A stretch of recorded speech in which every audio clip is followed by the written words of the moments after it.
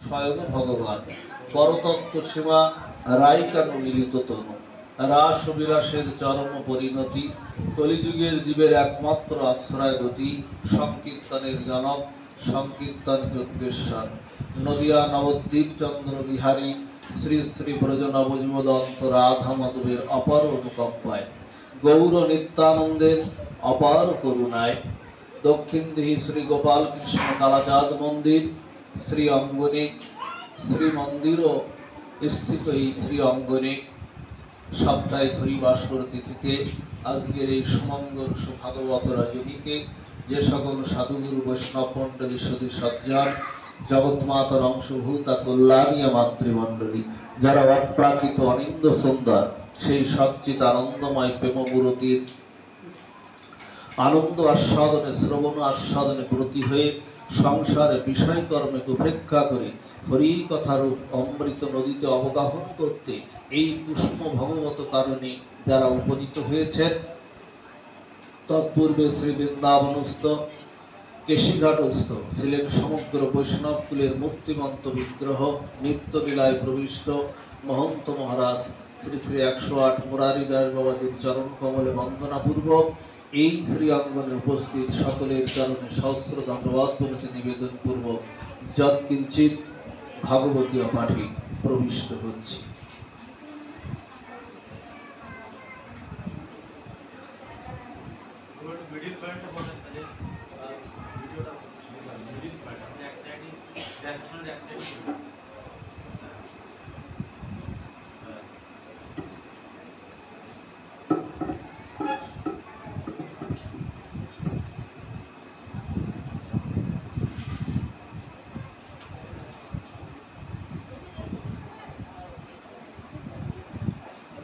মঞ্জুষ ভাব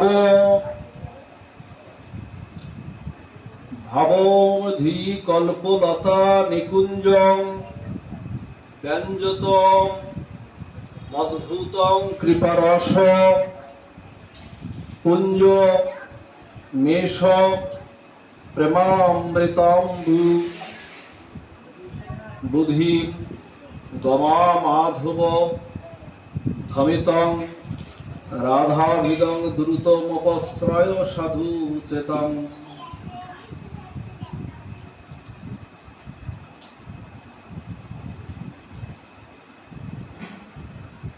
শ্রীমৎ রাধারস প্রবোধানন্দ সরস্বতী মহারাজে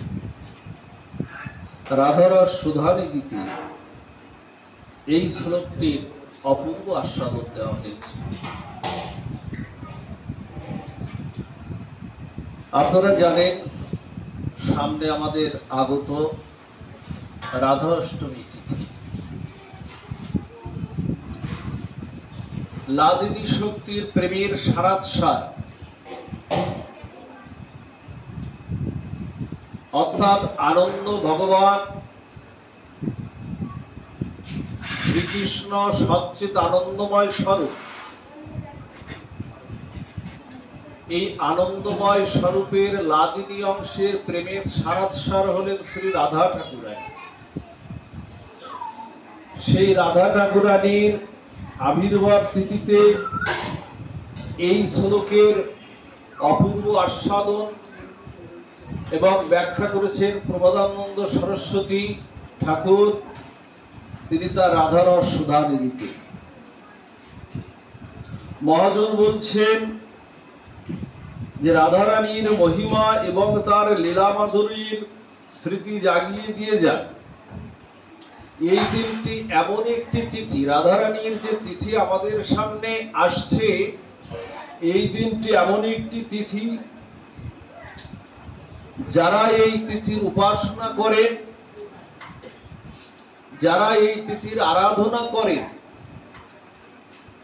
জগতে তারা ধন্য না, তারা ধন্যাতি ধন্য। যারা এই তিথিতে বৃষভানু রাজনন্দিনী শ্রী রাধারানীর লীলারূপ গুণ মহিমার কথা শ্রবণ কীর্তন করেন, তারা হলে বলছেন সর্বাধিক সর্বাধিক ধন্যাতি ধন্য। কারণ এই পরম পাবনা তিথিতে অখণ্ড মহাভাবের শুভ অবতরণ। আপনারা জানেন কৃষ্ণ হলেন কি রসরাস, আর রাধারানী কি হলেন? রাধারানী হলেন মহাভাব। মহাভাবের সারাৎসাদ অর্থাৎ প্রেমের সারাৎসার শিরোমণি হলেন আমার রাধা ঠাকুরানী। তাই বলছেন চৈতন্য চরিতামৃত বলছেন যে প্রেমের পরমসার মহাভাব জানি, সেই মহাভাব রূপা শ্রী রাধা ঠাকুরানী। কথাটা বোঝা গেছে তো মা? ভিতরে প্রবেশ করা যায়। রাধা তত্ত্ব অত সহজ তত্ত্ব না, একটু ভিতরে একেবারে সকল ইন্দ্রিয় দিয়ে এটাকে শ্রবণ কীর্তন করতে হবে। বলছেন যে প্রেমের পরমসার মহাভাব জানি, সেই মহাভাব রূপা হলেন শ্রীমতী রাধা ঠাকুর রানী। দেখুন এক সময় আমাদের ছিল চতুর্থ পুরুষার্থ। চতুর্থ পুরুষার্থ অর্থাৎ ধর্ম, অর্থ, কাম, মোক্ষ, যেটা কাশীতে গিয়ে শেষ হতো। শিব ঠাকুরের ধাম কাশীতে গিয়ে ওখানে মোক্ষ প্রাপ্তি হলো, ওখানেই শেষ হতো। কিন্তু আমার মহাপ্রভু এসে কি বললেন জানেন? মহাপ্রভু এসে বললেন যে ওখানে তোমাকে শেষ করলে হবে না, তোমাকে আরো এগিয়ে যেতে হবে সামনের দিকে। তোমাকে পঞ্চম পুরুষার্থ প্রেম পেতে হবে। প্রেম না হলে তুমি কৃষ্ণ আস্বাদন করতে পারবে না, কৃষ্ণকে কখনোই তুমি লাভ করতে কৃষ্ণ পারবে না। প্রেম চাই, হৃদয়ে প্রেম চাই, প্রেমেই কৃষ্ণ বশ। চৈতন্য চরিতামৃত বললেন যে জ্ঞান কর্ম যোগ ধর্ম নহে কৃষ্ণ বশ, কৃষ্ণ বশ হেতু প্রেম ভক্তি রস। তাহলে কৃষ্ণ কিসে বশ? জ্ঞানে বশ হবে না আপনার। আপনি জ্ঞানী হতে পারেন, সেই জ্ঞানে কৃষ্ণ বশ হবেন না। আপনার পাণ্ডিত্য থাকতে পারে, সেই পাণ্ডিত্যে কৃষ্ণ বশ হবেন না। আপনার বুদ্ধিবৃত্তি থাকতে পারে, সেই বুদ্ধিবৃত্তিতে কৃষ্ণ বশ হবেন না। কৃষ্ণ বশ হবেন একমাত্র প্রেম ভক্তি, তিনি বশ হবেন। তাই চৈতন্য মহাপ্রভু বললেন তোমাকে আরো এগিয়ে যেতে হবে। তোমাকে সেই বৃন্দাবনের পথে, ব্রজের পথে প্রেম পেতে গেলে সেই ব্রজের পথে তোমাকে এগিয়ে যেতে হবে। তাই বললেন 4 লাইনে যে পঞ্চম পুরুষার্থ কৃষ্ণ মহাই প্রেমধন, কৃষ্ণের মাধুর্য রস পরায় আস্বাদন, একমাত্র প্রেমা হইতে হন কৃষ্ণ নিজ ভক্ত বশ, প্রেমা হইতে পায় কৃষ্ণ সেবা সুখ রস। অর্থাৎ সেই প্রেমের ঠাকুরানী, সেই লাদিনী শক্তি প্রেমের ঠাকুরানীর আবির্ভাব তিথি আমাদের প্রত্যেকের হৃদয়ে উকিঝুঁকি দিচ্ছে। হৃদয় বড় আন্দোলিত হচ্ছে। আগামী রবিবার সেই আমাদের প্রেমের ঠাকুরানীর আবির্ভাব তিথি। তাকে আহ্বান জানাতে হবে, তার আরাধনা করতে হবে, তার ব্রত করতে হবে। তা না হলে আমরা কৃষ্ণের কাছে প্রেম নাই, ভগবান শ্রীকৃষ্ণের কাছে প্রেম নাই। প্রেম আছে কার কাছে? প্রেম আছে রাধা ঠাকুরানীর কাছে। জানেন কৃষ্ণের 3টি শক্তি আছে, খেয়াল করুন না। কৃষ্ণের 3টি শক্তি কি? সৎ, চিৎ, আনন্দ। সৎ অংশে কৃষ্ণ সন্ধিনী, চিৎ অংশে সংবিত, আনন্দ অংশে লাদিনী। তো ভগবান শ্রীকৃষ্ণ চিন্তা করলেন এই জগৎ সৃষ্টির আদিতেও তিনি ছিলেন, এবং জগৎ সৃষ্টির পরে যখন মহাপ্রলয়, যখন পৃথিবীতে সব মহাপ্রলয় সব ধ্বংস হয়ে যাবে, তখনও তিনি থাকবেন। আমরা থাকবো না, কিন্তু তিনি থাকবেন। তিনি আদি, তার অন্ত নাই, তার সীমা দেওয়া যায় না। সেই কৃষ্ণ বললেন যে আমি তো জগতে অবতীর্ণ হব, আমার তো তিনটা শক্তি আছে, কিন্তু জগতের এই ভক্ত তো আমারই জন্য আমার চরণেই আসবে সেই প্রেম নিয়ে। তা সেই প্রেম শক্তিটা তো আমারই মধ্যে, তা সেই প্রেম শক্তিটা কি করব? প্রেম শক্তিটাকে উনি কি বললেন? উনি বললেন যে একাকী স্বনরমতে, একাকী আমার আনন্দ হচ্ছে না। আচ্ছা, আমার যদি আপনাদের যদি একটা খুশির সংবাদ আসে, আপনার ছেলেটা গোল্ডেন এ প্লাস পেয়েছে, কি মেয়েটা গোল্ডেন এ প্লাস পেয়েছে, কি আপনার জামাই ভালো একটা বিসিএস ক্যাডার হয়েছে, বা এইরকম আদি আদি যত আনন্দের সংবাদ আছে, বা আপনার কোনো কিছু প্রাপ্তি হয়েছে। আচ্ছা, এই আনন্দ সংবাদটি যখন আপনার কাছে আসে, এই আনন্দ সংবাদটি আপনি কি একা ধরে রাখতে পারবেন? আপনি কি করবেন? এই আনন্দ সংবাদটিকে আপনি কি করবেন? 10 জনের মধ্যে বিলিয়ে দিলেই আপনার প্রকৃত আনন্দ হচ্ছে। তা গোবিন্দ বললেন আনন্দ শক্তিটা আমার মধ্যে আছে, আনন্দ শক্তিটা আমার বহিঃপ্রকাশ করতে হবে। তা ভগবান কি করলেন? ভগবান তার সেই সচ্চিত আনন্দময়, যে আনন্দময় শক্তিটা কি করলেন? আনন্দময় শক্তিটা কি করলেন? এটা রূপ দিলেন। সে আনন্দময় নিজেরই শক্তি কৃষ্ণের, সে আনন্দময় শক্তিটার রূপ দিয়ে ঘনাকার হয়ে ঘনভূত হয়ে যখন একটা শ্রীমূর্তি নিয়ে নিল, তখন তার নাম হলো রাধা ঠাকুরানী। আনন্দ ছাড়া তো মানুষ বাঁচতে পারে না। রাধা ঠাকুরানী আনন্দের বহিঃপ্রকাশ। বলতে কাকে বলে আনন্দ? কি করে বুঝবো আনন্দের বহিঃপ্রকাশ? কেমন জানেন? যারা সন্তানের জনক জননী হয়েছেন আপনারা এখানে দেখবেন, আপনাদের কাছে মা জিজ্ঞাসা করছে, মাকে জিজ্ঞাসা করছে, মা আমি কোথায় ছিলাম? সন্তান মাকে জিজ্ঞাসা করছে, মা আমি কোথায় ছিলাম? বাড়ি প্রশ্ন, কি উত্তর দেবেন আপনি? সন্তান যদি আপনাকে জিজ্ঞাসা করে, মা আমি ছিলাম কোথায়, কি উত্তর? আপনার কাছে উত্তর কোথায়? রবীন্দ্রনাথ ঠাকুর এই উত্তরটা দিলেন। তিনি তো আমাদের বিশ্বকবি শুধু নন, তিনি হলেন ঋষিকবি রবীন্দ্রনাথ ঠাকুর। রবীন্দ্রনাথ ঠাকুর বললেন, তুই আনন্দ হয়েই তুই আমার মাঝে ছিলি। তুই হলি সন্তান। হলো কি? সন্তান হলো স্বামী স্ত্রীর আনন্দেরই মিলনেরই বহিঃপ্রকাশ।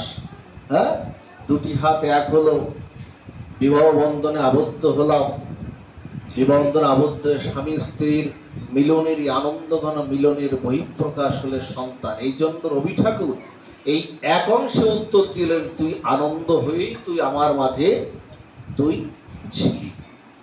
এই জন্য রাধারানী হলেন সেই আনন্দ শক্তি। গোবিন্দের আনন্দ শক্তি হলেন শ্রীমতী রাধা ঠাকুরানী। এই জন্য রাধা ঠাকুরানীকে কেউ যেন যুবতী রত্ন, জগতের কোন যুবতী রত্ন নায়িকা যেন কেউ মনে সর্বনাশ হয়ে যাবে। কিন্তু রাধা কৃষ্ণ ওরা এক আত্মা দুই দেহ ধরি, ওরা এক। রাধা কৃষ্ণ এক আত্মা দুই দেহ ধরি, অনন্য বিলাসের রস আস্বাদন করি। ওরা আসলে এক, কিন্তু লীলা আস্বাদনের জন্য ওরা দুই হয়েছে। লীলা কবে যে এই দেহটা দুই ভাগ হয়েছে, দুটি দেহ হয়েছে, এটা ভাগবতে আমাদের জানা, আমরা জানিনি কবে হয়েছে। এটা দুই দেহ হয়েছে, এটা আমাদের জানা নাই। সেই ঠাকুরানীর আবির্ভাব তিথি। কেন ঠাকুরানী আবির্ভূত হলেন, কেনই বা আসবেন, তার আবির্ভাব তত্ত্বটি আমরা একটু জানব। আপনারা জানেন, আমাদের যিনি বিবস্বন সূর্য দেবতা যিনি আছেন, এই সূর্য নারায়ণ তিনি সারা পৃথিবীতে একদিন ভ্রমণ করে পৃথিবীর সমস্ত ঐশ্বর্য দেখে, বৈচিত্র্য দেখে তিনি একদিন আবির্ভূত হলেন। আবির্ভূত হয়ে তিনি অনন্ত ঐশ্বর্যের এই পৃথিবীর যিনি সৃষ্টিকর্তা, যিনি এই পৃথিবীকে সৃষ্টি করেছেন, তার তপস্যায় উপাসনায়, মন্দর গুহার পর্বতে তিনি উপাসনায় তিনি বসে গেলেন, ভগবানের ধ্যান তপস্যায় তিনি বসে গেলেন। ধ্যান তপস্যায় যখন তিনি বসলেন, এত পরিমাণে কঠিন তপস্যায় ব্রত তিনি করছেন, সমস্ত পৃথিবী অন্ধকার হয়ে যাচ্ছে। সূর্য দেবতা তার যে কর্ম, প্রভাতে উঠলেই তিনি সূর্য দেবতা উদিত হবেন, তার সেই কর্ম আর কেউ করছে না। তিনি না করলে কে করবেন? এখন কি হলেন? এখন যখন পৃথিবী অন্ধকারে নিমজ্জিত, চাচা এই পৃথিবীতে যদি আমাদের একদিন যদি সারা পৃথিবী যদি সারা দিন রাত থাকে, তাহলে অবস্থাটা কি হবে? রাতের বেলায় তো রাত থাকে, আর দিনের বেলাও যদি অন্ধকার থাকে তাহলে কি হবে? অবস্থাটা একদিন অবস্থা হলে কি হবে? এইরকম সূর্য দেবতা তেমন তপস্যা করছেন, পৃথিবী অন্ধকার আচ্ছন্ন হয়ে আছে। সমস্ত দেবতাগুলো মিলে ভগবান বিষ্ণু অথবা নারায়ণের শরণাপন্ন হলেন। নারায়ণের শরণাপন্ন হয়ে বললেন, হে প্রভু, সূর্য দেবতা সূর্য নারায়ণ তিনি তপস্যায় ব্রতী হয়েছেন, আপনারই তপস্যা করছেন, কিন্তু তিনি যেহেতু তপস্যায় ব্রতী হয়েছেন, কিন্তু তার আলোক বিস্ফোরণ সূর্যের রশ্মি তো পৃথিবীতে প্রবাহিত হচ্ছে না, তাহলে এখন উপায়টা কি? পৃথিবী তো অন্ধকার আচ্ছন্ন হয়ে যাচ্ছে। তখন বললেন, তোমরা যাও, সূর্য নারায়ণের দ্বারা তোমাদের কোনো ক্ষতি হবে না, তোমরা ফিরে যাও, আমি তার সামনে উপস্থিত হয়ে তার তপস্যা ভঙ্গের চেষ্টা আমি করব। উপস্থিত হয়ে গেলেন শঙ্খ চক্র গদা পদ্মধারী নারায়ণ, উপস্থিত হয়ে গেলেন। উপস্থিত হয়ে কি করলেন?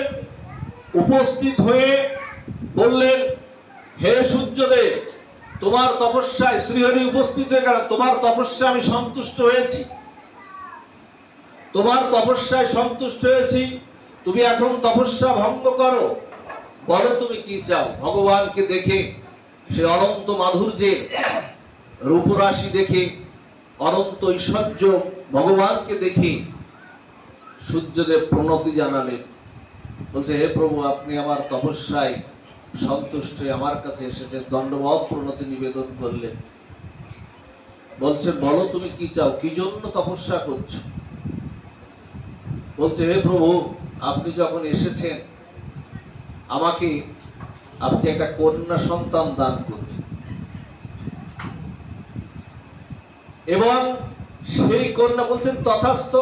তা বলছে, তথাস্তু তো বটেই, কিন্তু সেই কন্যা সন্তান শর্ত আছে, সেই এমন কন্যা সন্তান দান করবেন, সেই কন্যা সন্তান হবে যার কাছে আপনি বশীভূত, যার কাছে আপনি বশীভূত, জগতে এমন কন্যা সন্তান আপনাকে দান করতে হবে। আচ্ছা, ভগবান বশীভূত এমন কে আছে জগতে? তখন বলছেন, আমি তো একমাত্র আমার রাধা ঠাকুরানীর কাছেই, রাধারানীর প্রেমের কাছেই তো বশীভূত, কৃষ্ণ কিন্তু আর কারোর কাছে বশীভূত নয়। ভক্তের কাছে তিনি পরাধীন, অহং ভক্ত পরাধীন, ভক্তের তিনি অধীন, কিন্তু বশীভূত তিনি একমাত্র শ্রীমতী রাধা ঠাকুরানীর কাছে, এছাড়া তিনি আর কারো কাছে তিনি বশ হন না। তা বলছেন, একমাত্র রাধারানী ছাড়া তো আর কারো কাছে আমি বশীভূত নয়। তা বলছে, ঠিক আছে, তোমার তপস্যায় বর দেব বলে আমি যখন মনস্থ করেছি, তখন ঠিক আছে, তেমন কন্যাই তুমি পাবে যার কাছে আমি বশীভূত। বলছেন, তুমি দাপর যুগে, আমি দাপর যুগে বৃন্দাবনে অবতীর্ণ হব, আর বৃন্দাবনে তুমি এই সূর্যদেব বৃষভানু রাজা হয়ে তুমি সেখানে অবতীর্ণ হবে। তুমি অবতীর্ণ হয়ে তুমি তোমার সেই কন্যা সন্তান, সেই কন্যা সন্তান যার কাছে আমি বশীভূত, সেখানে তুমি লাভ করবে। যথারীতি আমার ভগবান অনাদিরাদি গোবিন্দ শ্রীকৃষ্ণ শ্রীধাম বৃন্দাবনে আপনারা জানেন অবতীর্ণ হলেন। সেখানে এই সূর্যদেব বৃষভানু রাজা হিসেবে তিনি অবতীর্ণ হলেন। অবতীর্ণ হয়ে তিনি কি করলেন? তিনি গোপকন্যা কীর্তিদাকে তিনি বিবাহ করলেন। কীর্তিদাকে বিবাহ করে তাদের গর্ভে আসলো সন্তান, কন্যা সন্তান, যার নাম হলো শ্রীমতী রাধা ঠাকুরানী। এই একটি তত্ত্ব এখানে আছে। আরেকটি তত্ত্ব এখানে হলো এখানে বলছেন এই তত্ত্বে এখানে বলছেন যে তিনি গর্ভের থেকে আবির্ভূত হয়েছিলেন রাধা ঠাকুরানী। কিন্তু আরেকটি তত্ত্ব মতান্তরে এখানে বলছেন যে না, তিনি গর্ভের থেকে আবির্ভূত হননি। যখন বৃষভানু রাজাকে যখন প্রতিশ্রুতি করেছিলেন, সূর্যদেবকে প্রতিশ্রুতি করেছিলেন গোবিন্দ যে কন্যা রূপে রাধারানীকে তুমি পাবে, এই বৃষভানু রাজা যখন যমুনায় যখন একদিন স্নান করতে গেছেন, তখন দেখেন বড় এক কমল পদ্মের মধ্যে, পদ্ম ফুলের মধ্যে কোটি সূর্য উদিত হয়ে একটি কন্যা সন্তান, অপরূপ একটি কন্যা সন্তান ভাসছে। ব্রহ্মা সেখানে উপস্থিত হলেন, স্বয়ং ব্রহ্মা সৃষ্টিকর্তা সেখানে উপস্থিত হলেন। উপস্থিত হয়ে বললেন, হে হে সূর্য দেবতা, তুমি তো বৃষভানু রাজা হয়ে এসেছো, পূর্ব যুগের কথা তুমি স্মরণ করে দেখো, তুমি গোবিন্দের কাছে এরকম একটা প্রার্থনা করেছিলেন। সেই প্রার্থনায় আজকে শত কমলের মধ্যে শ্রীমতী রাধা ঠাকুরানী ভাসতে ভাসতে যাচ্ছে। ওকে তুমি তুলে নিয়ে ওকেই তুমি কন্যা রূপে তুমি লালন পালন করো। ওই তোমার সেই কন্যা, যে কন্যার কাছে স্বয়ং গোবিন্দ বশীভূত হয়ে থাকবে। মতান্তরে এটাও বলছেন। সেই প্রেমের ঠাকুরানীর আবির্ভাব তিথি হলো রবিবার। এই ব্রতটি আপনারা করবেন সবাই, কারণ রাধা ঠাকুরানীর ব্রত না করলে প্রেম ঠিক লাভ করা যাবে না। এই ব্রতটি কিন্তু অন্য ব্রতের চেয়ে একটু সহজ, কারণ যার যখন আবির্ভাব ঠিক তার তখন ব্রত। এই ব্রতটি হলো মধ্যাহ্নে আপনাকে 12টা 1 মিনিটে আপনাকে অভিষেক করতে হবে রাধা ঠাকুরানী। যাদের ঠাকুরানীর বিগ্রহ আছে বিগ্রহ অভিষেক করবেন, আর যাদের বিগ্রহ নাই তারা চিত্রপটকে আপনারা আয়নার সামনে দিয়েও সামনে একটা দর্পণের মাধ্যম দিয়ে আয়নার পরেও আপনার অভিষেক আপনারা করতে পারেন, তাতেও হবে। আর যদি তাতেও না হয়, আপনারা অষ্টদল তুলসী দিয়ে তার মধ্যে শ্রী রাধা ঠাকুরানীর সেই বীজ মন্ত্রটা লিখেও, অষ্টদল তুলসী দিয়ে আর একটা তুলসী দিয়ে ওর মধ্যে রাধা ঠাকুরানীর সেই গায়ত্রী মন্ত্র লিখেও আপনারা অভিষেক করতে পারেন। যেভাবে হোক আপনারা অভিষেকটা আপনারা করবেন। রাধা ঠাকুরানী এমন এক তত্ত্ববস্তু, যাকে দেখলেই জগতে প্রেম লাভ হয়ে যায়। তিনি কোনো বিচার করেন না, তার কোনো বিচার নাই। কৃষ্ণের কিন্তু বিচার আছে। এই যে কালাচাঁদের সেবা এখানে হচ্ছে না, এই সেবায় অপরাধ আছে। যিনি সেবা করছেন না, সেবা অপরাধ আছে, নাম অপরাধ আছে, ধাম অপরাধ আছে, কত যে অপরাধ আছে কৃষ্ণের চরণে। নাম অপরাধ আছে। এই যে নাম করেন না আপনারা, নামের মধ্যেও অপরাধ ঢুকে যায়। কিন্তু রাধা ঠাকুরানী হলেন এমন একটি তত্ত্ববস্তু, প্রেমের ঠাকুরানী, যিনি ভক্তের কোনো তিনি বিচার করেন না। শাস্ত্র বলছে, একদিন যদি রাধা ঠাকুরানীর গড়া কৃষ্ণকে আনন্দ দেওয়ার জন্য যে শ্রীধাম বৃন্দাবন গড়া, ওই বৃন্দাবনে যদি একদিন কেউ অনন্য ভক্তি সহকারে যদি একদিন কেউ বসবাস করে, একদিন মাত্র কেউ বসবাস করে অনন্য ভক্তি সহকারে, রাধা ঠাকুরানী বললেন তার অনন্ত জন্মের কর্মফল, অনন্ত জন্মের প্রারব্ধ অপরারব্ধ, অনন্ত জন্মের পাপ আমি গণনা না করে ওকে আমি কৃষ্ণ ভক্তি আমি দিয়ে দিয়েছে রাধা ঠাকুরানী। আচ্ছা, মা কালীকে দেখলে কি হয়? সমস্ত অমঙ্গল দূর হয়ে যায় না? আপনি মাকে যদি দর্শন করেন, মায়ের ওই শ্রীমূর্তির যদি আপনি দর্শন করেন, মাকে দেখলেই অমঙ্গল দূর হয়ে যায়। দুর্গাকে দেখলে কি হয়? দুর্গাকে দেখলে দেখবেন আপনার দুর্গতি নাশ হয়ে যায়। তো দুর্গাকে দেখলে দুর্গতি নাশ হয়ে যায়। তেমনি মা লক্ষ্মীকে যদি কেউ দর্শন করে, তার অভাব দূর হয়ে যায়। সরাসরি যদি দর্শনে আছে, কেউ যদি মা সরস্বতীকে যদি কেউ দর্শন করে, তার মূর্খতা দূর হয়ে যায় না?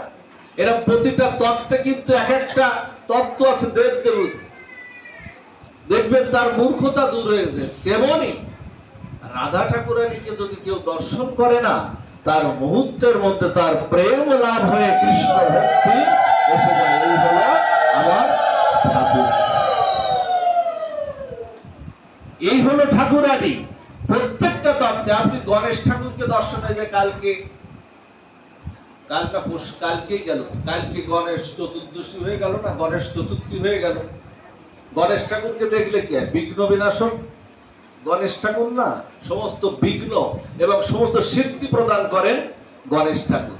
তাকে দেখলে সিদ্ধি লাভ হয়, তার বিঘ্ন বিনাশক হয় গণেশ ঠাকুর। এই জন্য প্রত্যেকটি তত্ত্বের এক একটা দেবতা, এক একজন দেবতার এক একটি মাহাত্ম্য আছে। তেমনি রাধা ঠাকুরানীর মাহাত্ম্য হলো তাকে দেখলেই প্রেম লাভ হয়ে যায়। দেখুন ভাগবতের পদ্ম পুরাণে বলছে, শাস্ত্র কথা কিন্তু আমাদের শাসন, ধর্মীয় শাসন করে কি? বা ধর্মীয় শাসন করে কি? আপনি না আমি না কি অন্য কেউ? ধর্মীয় শাসন করে শাস্ত্র। আমাদের ধর্মীয় শাসন করে শাস্ত্র। দেখো সেখানে বলছে যে একাদশং সহস্র সেন যা ফলং লভতে নর রাধাষ্টমী পুণ্যং তস্মাদ শত গুণাধিকম। শাস্ত্র এখানে বলছেন পদ্মপুরাণে, আমাদের অমল পুরাণ যেমন ভাগবত আছে, আমাদের 18 খান পুরাণ আছে, উপপুরাণ আছে। তার মধ্যে পদ্ম পুরাণ, ব্রহ্মবৈবর্ত পুরাণ, বিষ্ণু পুরাণ, নারদ পুরাণ, এইরকম 18টি আমাদের পূর্ব পুরাণ, এরকম 18টি। তার মধ্যে পদ্ম পুরাণও আমাদের একটি পুরাণ। সেখানে বলছেন যে 1000 একাদশী ব্রতে করলে যে ফল লাভ হয়, 1000 একাদশী ব্রত করলে যে ফল লাভ হয়, শাস্ত্র বলছেন যে অনন্য ভক্তি সহকারে শ্রদ্ধার সাথে ভক্তির সাথে যদি কেউ একটি রাধাষ্টমী ব্রত পালন করে তাহলে সেই ফল লাভ হয়ে যায়। তার মানে এমন না, তার মানে আপনি আবার এমন চিন্তা করেন না, আমাদের তো আবার সবার কূট বুদ্ধি মাথায় আছে, এমন চিন্তা করে বসেন না তাহলে আমি আর একাদশী ব্রত করবো না, বছর ওই একটাই আমি রাধাষ্টমী ব্রত করব, ওখানে 1000 ব্রতের ফল আমার লাভ হবে। এমন কূট বুদ্ধি করলে কিন্তু সর্বনাশ। একাদশী তো আপনাকে করতেই হবে, বরং আপনি রাধাষ্টমী করলে আপনার সঞ্চয় আরো 1000 ব্রত যোগ হবে, শাস্ত্র বলছে এখানে। ওই রকম ভাবলে আবার হবে না। বলছে না, একবার কৃষ্ণ নামে যত পাপ হরে নরের সাধ্য কি তত পাপ করে, এরকম আছে না চৈতন্য চরিতামৃতের কথা। তাহলে আপনি চিন্তা করছেন একবার কৃষ্ণ নামে যত পাপ হবে, মানুষের সাধ্য কি তত পাপ হবে, তাহলে সারাদিন আমি পাপ করব, রাত্রি গিয়ে শুধু দুবাহু তুলে একবার কৃষ্ণ বলবো। এইরকম কূটবুদ্ধি মাথায় থাকলে না একেবারে সর্বনাশ। তাতে বলছেন হেন কৃষ্ণ নাম লও যদি বহুবার, তাতে নহে প্রেম নহে অশ্রুধার, জানিবে তাহাতে অপরাধ প্রচুর। তার মানে ওই রকম কূটবুদ্ধি যদি আমাদের থাকে তাহলে সর্বনাশ। তাই বলছে হেন কৃষ্ণ নাম, তার মানে ওইভাবে কৃষ্ণ নাম তুমি লও যদি বহুবার, তাতে নহে প্রেম নহে অশ্রুধার, জানিবে তাহাতে অপরাধ প্রচুর। কৃষ্ণ নামের বীজ না হয় অঙ্কুর। এই জন্য এইরকম বুদ্ধি থাকলে, আমাদের বুদ্ধি তো আবার এইরকম বুদ্ধি থাকলে কিন্তু সর্বনাশ। এই জন্য দেখুন, সারা জীবন যদি কৃষ্ণ কৃষ্ণ বলে ধুলায় গড়াগড়ি দেয়, কৃষ্ণ কখনো পাবেন না। একটু জেনে রাখুন, যদি আপনার রাধা ঠাকুরানীর করুণা কৃপা কখনো আপনার না হয়, সারা জীবন নিতাই নিতাই গৌর গৌর বলে ধুলায় গড়াগড়ি দিলে গৌর কখনো পাবেন না, যদি আপনার নিতায়ের কৃপা, আপনার করুণা, নিতায়ের করুণাটা লাভ না হয়। রাধারানী হলেন ভক্তি রাজ্যের জেনারেল ম্যানেজার। রাধা ঠাকুরানী কি জানেন? আপনি দেখবেন ব্যাংকে যখন আপনাদের যাদের টাকা পয়সা আছে ব্যাংকে রাখা আছে, যখন দেখবেন 20-30 হাজার বা 40 হাজার একটা চেক দিলে ওটার কিন্তু ম্যানেজারের কাছ তো অনুমোদন নেওয়ার লাগে না, ওটা সাধারণ ক্যাশিয়াররা ওটা আপনাকে দিয়ে দেয়। কিন্তু বড় চেক যদি নেন, যদি আপনি 5 লক্ষ টাকার একটা আপনারই টাকা আপনার, কিন্তু যদি 5 লাখ টাকার 7 লাখ টাকার যদি একটা চেক দিয়ে দেন, 8 লাখ টাকার একটা চেক দিয়ে দেন, 10 লাখ টাকার একটা চেক দিয়ে দেন, তখন ওই ক্যাশিয়ার বাবুদা যিনি চেক ইস্যু করছেন উনি বলে কি ম্যানেজারের কাছ থেকে একটু অনুমোদন করে নিয়ে আসেন। তার মানে 10 লাখ টাকার চেক তো 5 লাখ টাকা চেক, ওটা আর ক্যাশিয়ার একা দেবে না, ওটা ক্যাশিয়ার দিতে পারে না, বলছে ম্যানেজারের কাছ থেকে একটু স্বাক্ষর করে নিয়ে এসো। তেমনই না, রাধারানী হলেন কৃষ্ণ ভক্তির জেনারেল ম্যানেজার। যার যার কৃষ্ণ ভক্তি যদি আনতে হয়, কৃষ্ণ ভক্তি যদি আপনাকে নিতে হয়, সেই কৃষ্ণ ভক্তি রাধারানীর স্বাক্ষর ছাড়া কৃষ্ণ ভক্তি আপনি কখনোই আপনি পাবেন না। এই জন্য সেই রাধাষ্টমী ব্রতটা আপনারা সবাই করবেন, কারণ এই রাধাষ্টমী ব্রত এ বড় কঠিন কোনো ব্রত নয়। এই ব্রতটি অত্যন্ত সহজ ব্রত, অত্যন্ত সাবলীল ব্রত। 12টা 1 মিনিটে আপনারা পর্যন্ত উপবাস থাকবেন, নির্জলা উপবাস থাকবেন। 12টা 1 মিনিট পর্যন্ত না খেয়ে থাকা কি সমস্যা? না, কোনো তো সমস্যা না। 12টা 1 মিনিট পর্যন্ত উপবাস থাকবেন। উপবাস থাকার পরে রাধারানী অভিষেক করবেন। অভিষেক করে একাদশীর মধ্যে পঞ্চশস্য পরিহার করে সেই অনুকল্প প্রসাদগুলো ঠাকুরানীকে আপনারা ভোগ দেবেন। ঠাকুরানীকে ভোগ দেওয়ার পরে আরতি করবেন, নিবেদন করবেন, আরতি করবেন। তারপরে ওই অনুকল্প প্রসাদ পাবেন। অনুকল্প প্রসাদ পেলে আর পরের দিন আপনারা যথারীতি পারণের মাধ্যম দিয়ে আপনারা ব্রতটি সমাপ্ত করবেন। কোনো কষ্ট নাই। এই ব্রতটি আপনারা নিষ্ঠার সাথে প্রেমের সাথে করুণার সাথে আপনারা পালন করতে পারেন। এর কোনো প্রত্যয় আপনারা করবেন না।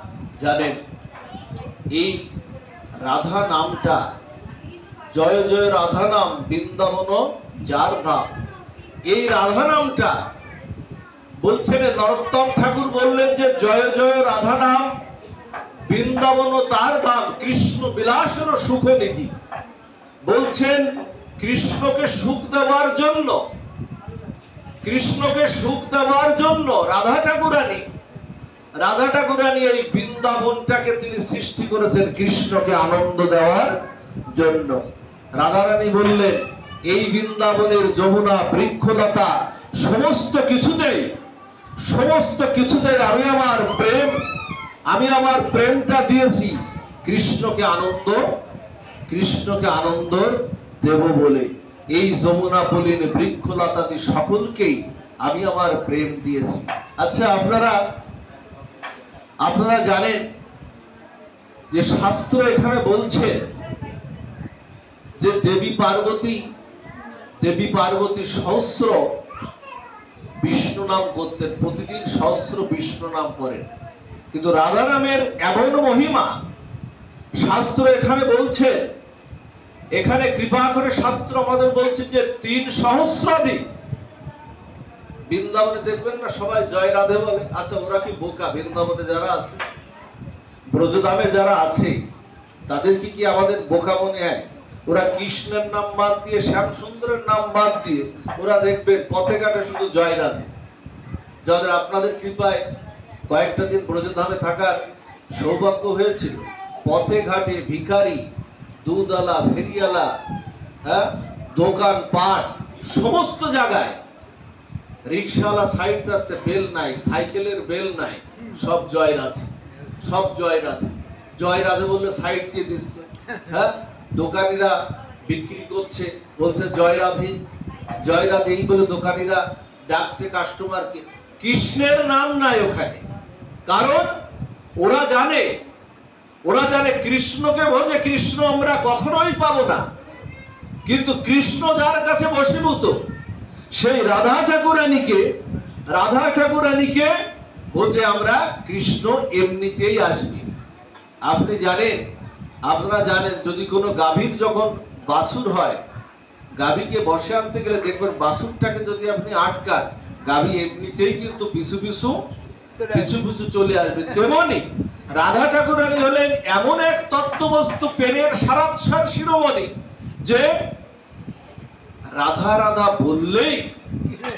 রাধা বললেই কৃষ্ণ পিছু পিছু ধাবিত হয়। শাস্ত্র বলছেন কি জানেন, রাধা নামের মহিমা উল্লেখ করতে গিয়ে রাধারস সুধানদীতে প্রবাদানন্দ সরস্বতী ঠাকুর বলছেন, কেউ যদি একবার রা উচ্চারণ করে, একবার যদি শুধু রা উচ্চারণ করে, কৃষ্ণ বললেন, ভগবান শ্রীকৃষ্ণ বললেন আমি উৎকণ্ঠিত হয়ে যাই কখন ওই ভক্ত ধা উচ্চারণ করবে। রাধার পরে রার পরে ধা না, রার পরে ধা, বলছে কখন ও ধা উচ্চারণ করে। আর কেউ যদি রার পরে যা উচ্চারণ করে রাজা বলে ফেলে, কৃষ্ণ বললেন আমি মুখ ফিরিয়ে নিয়ে চলে যাই। আর কেউ যদি রার পরে যদি ধা উচ্চারণ করে, আমি কৃষ্ণ ওই ভক্তের পিছনে পশ্চাৎ পশ্চাৎ ধাবিত হয়ে আমি ওই ভক্তের পিছু পিছু চলে থাকি। এই হলো রাধা নাম। বৃন্দাবনে দেখবেন কোন কৃষ্ণের নাম ওখানে না, ওখানে শুধু রাধা নাম। জয় জয় জয় জয় রাধা নাম। বৃন্দাবন যার ধাম, কৃষ্ণ বিলাসের সুখনিধি। নরোত্তম ঠাকুর তার পয়ারে বললেন। এই জন্য শাস্ত্রে রাধা নামের এমন মহিমা। কৃষ্ণ চৈতন্য মহাপ্রভু এসেছিলেন আমাদেরকে, আমরা জানি, আমরা এই কথাটা তো জানি যে জীব কৃষ্ণ নিত্য দাস। আমরা জানি না এই কথাটা? এই কথাটা তো আমরা সবাই আমরা শুনি, পাঠকের বদন দিয়েও আমরা শুনি, আমরা গ্রন্থও পড়েছি। কিন্তু জীব কৃষ্ণ নিত্য দাস এটা সত্য বটে, কিন্তু তার যে অতি সত্য হলো জীব হলো রাধার দাস। যে রাধাচরণে সমর্পিত করার জন্য চৈতন্য মহাপ্রভু রাধার ভাবকান্তি নিয়ে অবতীর্ণ হয়ে জীবকে রাধাচরণে রাধার দাস্যরূপে সমর্পিত করার জন্য আবার চৈতন্য মহাপ্রভু অবতীর্ণ হয়েছিলেন। না হলে মহাপ্রভুর অবতীর্ণ হওয়ার কথা না। কেন আসবেন মহাপ্রভু? সেদিন তো গেলেন, কৃষ্ণ 5000 বছর সেদিন কি গেলেন না? সেদিন গেলেন। কৃষ্ণ আসবেন কখন? কৃষ্ণ আসবেন এখনো দেখবেন কলির আয়ু হলো 4,32,000 বছর, মাত্র হলো মনে হয় 5000 বছরে কিছু বেশি, 5200 কত হবে, 5251। তাই সেদিন গেল না, এখনো 4,27,000 বছর পরে ভগবান কল্কি অবতার অবতীর্ণ হবে। ভাগবতে তার বর্ণনা হয়েছে। তিনি ভারতের উড়িষ্যা প্রদেশে সম্বলপুর গ্রামে বিষ্ণুদশা ব্রাহ্মণের ঘরে তিনি তার ঘোড়ায় চড়ে হাতে তলোয়ার নিয়ে সেই ধর্ম সংস্থাপন করতে তিনি অবতীর্ণ হবেন। সে এখনো 4,27,000 বছর পরে, সে সময় তো এখনো আসে। তার মধ্যে কি হলো? তার মধ্যে চৈতন্য মহাপ্রভু এসে গেলেন। এসে কি করলেন? কেন আসলেন তিনি? তিনি বুঝলেন, তিনি ভাবলেন, তিনি বললেন যে আমার এই প্রেমটা, আমার যে প্রেমটা, আমার এই শক্তি প্রেমটা, এই প্রেমটা হলো আনন্দদায়িনী শক্তি। এই প্রেমটা বৃন্দাবনের শুধু অষ্ট গোপী পাবে তা কিন্তু হয় না, তা হবে না। আমি কি করব? এই প্রেমটা বৃন্দাবনের বাইরে আমি জগজ্জীবকে দেওয়ার জন্য আমি রাধার ভাব, রাধার কান্তি নিয়ে দেখবেন অন্ত কৃষ্ণ বহির্গৌর। কৃষ্ণ কেমন? কৃষ্ণ মেঘের মতো না? মেঘের মতো রং না কৃষ্ণের, কিন্তু গৌরের রং কি? গৌরের রং কি? গৌরের রং দেখবেন তপ্ত কাঞ্চন গৌরাঙ্গী রাধে বৃন্দাবনেশ্বরী, একেবারে তপ্ত কাঞ্চনের মতো। দেখবেন ইটের ভাটায় যখন ইটটা পুড়ায় না, ওর মধ্যে যে রংটা আসে না, আগুনের যে রংটা আসে না, ঠিক আমার গৌরের রংটা, গৌরের রংটা ওই রকম। ওই রংটা গৌরের না, ওই রংটা হলো রাধার রং। রাধার রং অনুরাগের রঙে রঞ্জিত করে দিয়ে অঙ্গটা কান্তি দিয়ে ঢেকে, কান্তি দিয়ে ঢেকে, রাধার অঙ্গ কান্তি দিয়ে ঢেকে। তাই বলছে অন্ত কৃষ্ণ বহির্গৌর। এই গৌরকে দেখলে, গৌরকে যে একবার দেখবে, দেখা মাত্রই তার প্রেম এসে যাবে। এই জন্য তিনি কি করলেন? তিনি অবতীর্ণ হলেন। অবতীর্ণ হয়ে প্রেম দেওয়ার জন্য, জগৎকে কৃষ্ণ নাম প্রেমে প্লাবিত করার জন্য আমার মহাপ্রভু সেই রাধার প্রেমটা দেওয়ার জন্য অবতীর্ণ হলেন। সেই প্রেমের লাদিনী ঠাকুরের আবির্ভাব তিথিটা আমরা করব না বা আমরা শ্রবণ করব না তা তো হয় না। শ্রবণটা করার দরকার। এই কারণে শ্রবণ করে নামীকে আস্বাদন করে যদি আপনি সেই ব্রতটি করেন, নামীকে আস্বাদন করে যদি আপনি সেই ব্রতের আরাধনাটা করেন, তাহলে সেই আরাধনাটা হলো যথাযথ আরাধনা। এই যে আপনারা এই যে রাধারানীর ঠাকুরানীর এই যে আরাধনা তিথিটা আপনারা শুনছেন না, রবিবারে যখন আপনারা ব্রতটি করবেন না, তখন এগুলো আপনাদের হৃদয় পটে, চিত্রপটে, আপনাদের হৃদয়ের মধ্যে এটা নাড়াচাড়া দেবে। তখন ব্রতের কি হবে? ব্রতটা ফলপ্রসূ হয়ে যাবে। এই জন্য আগে শ্রবণ চাই, তারপরে ব্রত চাই। এই জন্য একটু শ্রবণ কীর্তন করা দরকার। নামযজ্ঞের আগে অধিবাসে ভাগবত পাঠটা কেন দিই আমরা? এর কোনো দরকার আছে ভাগবত পাঠটা দেওয়া? নাম করলেই তো হয়। অধিবাসে ভাগবত পাঠটা দেওয়া হয় এই কারণে যে কাল প্রত্যুষ থেকে ব্রহ্ম মুহূর্তে ঠাকুর জাগিয়ে যে হরিনাম সংকীর্তনের সূচনা হবে, তার আগে সেই কৃষ্ণ নাম আমরা শ্রবণ করব। সেই নামীকে একটু আস্বাদন করার দরকার। তা না হলে কৃষ্ণ নাম শোনা যথাযথ হয় না। এই জন্য বলছেন যে ৩ সহস্রাধিক বিষ্ণু নামের সমান। শুনুন কথাটি, ৩ সহস্রাধিক বিষ্ণু নামের সমান একবার হলো রাম নাম, আর ১ লক্ষ রাম নামের সমান, ১ লক্ষ রাম নামের সমান হলো একবার কৃষ্ণ নাম, আর লক্ষ লক্ষ কৃষ্ণ নামের সমান হলো একবার রাধা নাম। এই জন্য দেখবেন গৌড়ীয় বৈষ্ণবাচার্যরা, যারা গৌড়ীয় বৈষ্ণবাচার্য যারা আছেন, তারা দেখবেন জয় রাধে, তারা দেখবেন আপনাকে সম্বোধন করছে জয় রাধে, জয় রাধে বলে, কৃষ্ণ বলে না, জয় রাধে। কারণ তারা জানে একবার রাধারাম নিলে শত সহস্র কৃষ্ণ নামের সমান হয়ে যায়। এই জন্য দেখবেন তারা সবসময় বৃন্দাবনে যেমন বলে জয় রাধে, তেমনি আমাদেরও যারা গৌড়ীয় বৈষ্ণবীয় ভজনের পথে আমরা যারা আছি, তারাও দেখবেন সব সময় জয় রাধে বলে তারা কীর্তন করছে, তারা নৃত্য করছে।